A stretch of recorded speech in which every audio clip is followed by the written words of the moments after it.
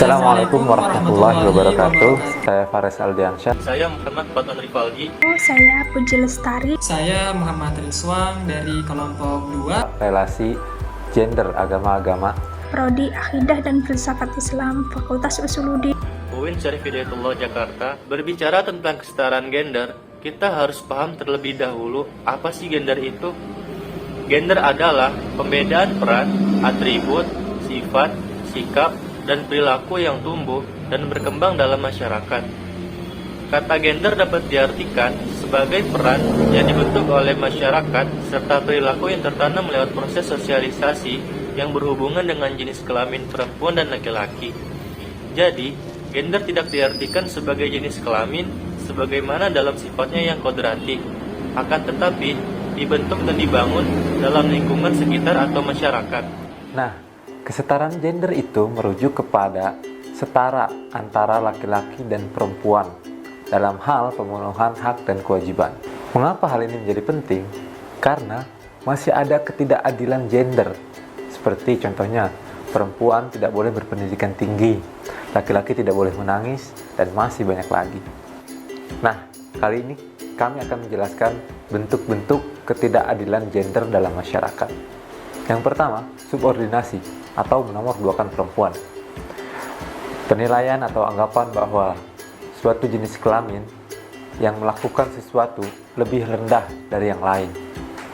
Perempuan dianggap mempunyai kewajiban dalam urusan domestik atau reproduksi, dan laki-laki dalam urusan publik ataupun produksi.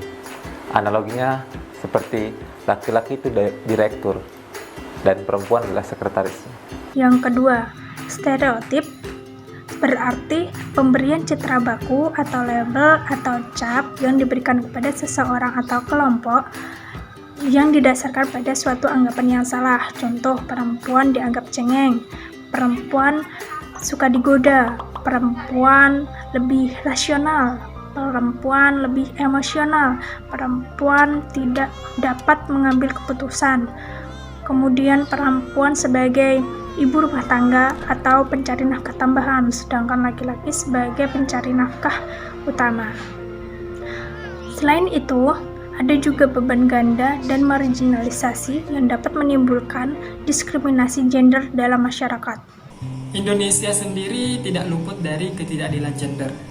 Menurut Program Pembangunan Perserikatan Bangsa-Bangsa atau United Nations Development Program, dalam laporannya yang bertajuk Human Development Report 2018, indeks ketidakadilan gender Indonesia termasuk yang tertinggi di ASEAN. Dalam laporan tersebut, indeks ketimpangan gender Indonesia tercatat di angka 0,453 poin, berada di atas rata-rata negara ASEAN, yaitu sebesar 0,356 poin. Hal ini bisa kita lihat dari beberapa contoh kasus, seperti perlakuan tindak kekerasan. Telah banyak kasus yang tercatat bahwa wanita seringkali menjadi objek kekerasan oleh pria yang tidak bertanggung jawab. Berdasarkan catatan tahunan Komnas Perempuan tahun 2019, kekerasan terhadap wanita terjadi sebanyak 431.471 kasus. Dalam kurun waktu 12 tahun, kekerasan terhadap wanita meningkat sebanyak 792%. Tindak kekerasan ini terjadi karena masih ada anggapan kekuasaan dan superioritas, di mana pria menempatkan diri lebih tinggi daripada wanita.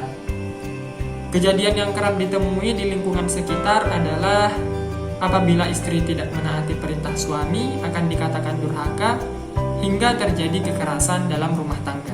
Contoh lainnya, masih banyak perempuan yang bekerja sama porsinya dengan laki-laki namun penghasilannya lebih rendah. Badan Pusat Statistik melaporkan pada tahun 2019 adanya kesenjangan antara upah laki-laki dan perempuan. Upah laki-laki itu lebih tinggi dari perempuan.